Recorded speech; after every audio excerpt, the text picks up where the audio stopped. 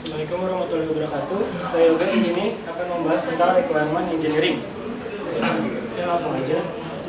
Requirement ini definisinya yaitu merupakan dasar dari setiap proyek yang merupakan persyaratan untuk membangun sebuah aplikasi dengan membuat pertimbangan dari beberapa pihak seperti user, customer, supplier, developer, dan lain-lainnya. Lalu requirement ini yang disepakati akan memberikan dasar sebagai perencanaan untuk pengembangan suatu sistem. Jenis requirement dan pembacanya ada 3, yaitu yang pertama user requirement. User requirement itu pernyataan tentang layanan yang disediakan sistem dan tentang batasan-batasan operasionalnya.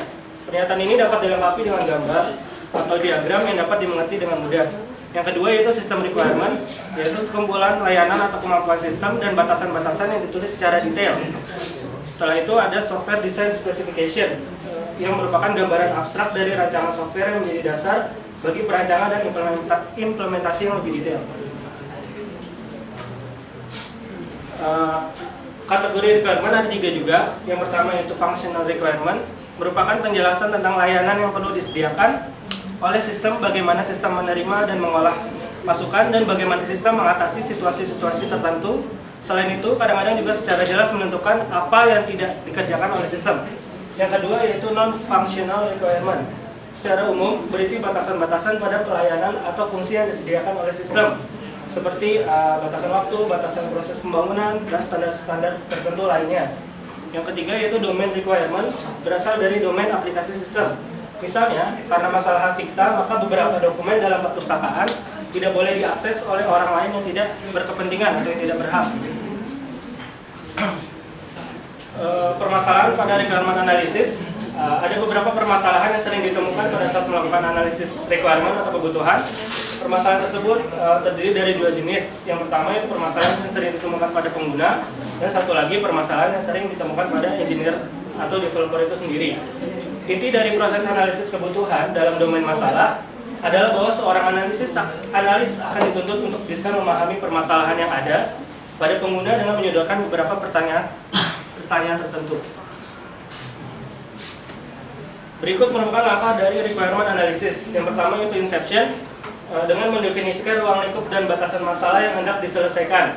Pada langkah ini diperlukan pemahaman dasar tentang masalah, orang yang membutuhkan suatu solusi, pemecahan masalah yang dikendaki, dan adanya komunikasi yang efektif serta kerjasama antara pelanggan dengan pengembang. Yang kedua yaitu elicitation. Ini membantu customer mendefinisikan apa yang dibutuhkan dalam pengembangan suatu aplikasi. Selanjutnya ada elaboration, yaitu pengembangan suatu model teknis dari suatu fungsi aplikasi, fitur-fitur yang ada, dan batasan dari aplikasi yang akan dikembangkan. Kemudian ada tahap negotiation, yaitu ketika customer mendefinisikan suatu permasalahan, maka negosiasi akan dibutuhkan ketika terjadi perbedaan antara kebutuhan di antara sesama pengguna atau stakeholder. Sesama pengguna ini harus mengurutkan prioritas dari kebutuhan-kebutuhan tersebut. Lalu ada specification, di sini akan dibahas tentang apa yang menjadi prioritas dari hasil negotiation tadi, apa yang benar-benar dibutuhkan, dan kapan hal tersebut dibutuhkan. Hal ini menyangkut kebutuhan untuk setiap customer akan berbeda-beda. Lalu kemudian ada tahap validation. Validation ini merupakan tahap validasi kembali untuk memastikan bahwa developer mengerti permasalahannya dan customer juga memahami masalah dengan tepat. Yang terakhir ada tahap manajemen, yaitu sekumpulan kegiatan yang membantu tim proyek untuk mengidentifikasi, mengawasi, dan melacak perubahan kebutuhan setiap saat pada tahapan proyek. Ini merupakan fungsi-fungsi yang akan dibahas mungkin antara customer dengan developer. Yang pertama itu fungsi internal atau fungsi utama dari sistem yang akan dikembangkan. Lalu ada interface, tata muka dari fungsi fitur mukanya. Lalu ada human interaction functionality. Lalu ada keamanannya, dan terakhir yaitu sistem transaksinya.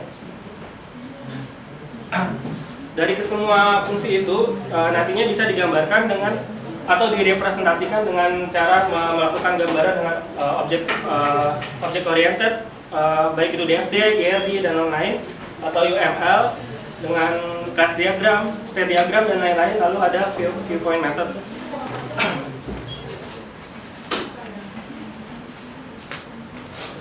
Ini contoh kasusnya, contoh kasus banking example-nya.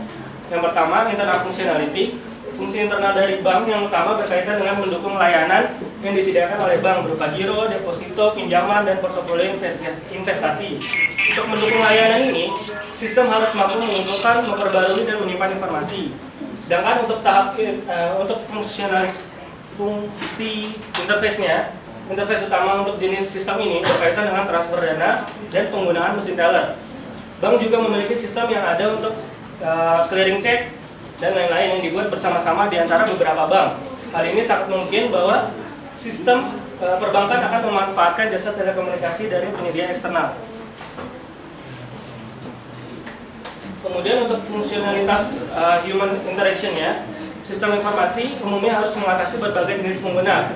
Pada bank ini, beberapa penggunanya yaitu antara lain general public, kantor staff, manajer di setiap levelnya, lalu ada pembuat keputusan, pembuat policy, dan staff marketingnya. Kemudian untuk keamanannya yang paling penting dari sistem perbankan karena elemen kunci adalah kebutuhan untuk melindungi integritas dari informasi yang merupakan inti dari bisnis perbankan ini. Mekanisme yang jelas digunakan meliputi identifikasi pribadi, nomor PIN dari kartu kredit atau debit, dan enkripsi untuk transfer antar cabang, antar mesin teller, dan lain-lain. Area lain yang harus diperhatikan adalah kebutuhan untuk menjaga sistem kerja, baik itu jika terjadi kesalahan komputer, kegagalan listrik, atau kegagalan komunikasi. Akhirnya, dan yang paling penting, perlu untuk mempertimbangkan ancaman dari hacker, penggelap, atau orang lain dengan maksud penipuan. Untuk sistem transaksinya, setiap jenis pengguna mungkin menjadi pemangku kepentingan dalam kategori sistem perbankan ini. Oleh karena itu, ada kemungkinan bahwa akan ada satu set pengguna skenario untuk setiap jenis pengguna. Untuk nasabah bank, ini termasuk fasilitas yang secara teratur digunakan seperti penarikan, deposito, transfer, baik yang dilakukan secara langsung atau dilakukan secara otomatis sebagai debit langsung, pembayaran gaji, dan lain-lain. Juga akan ada transaksi lain yang sering digunakan, kurang lebih seperti negosiasi pinjaman pribadi atau kredit. Oke, ini dari hasil-hasil tersebut bisa digambarkan menggunakan use case atau menggunakan kelas diagram seperti ini contohnya dari sistem perbankan yang tadi. Oke, sekian presentasi dari saya.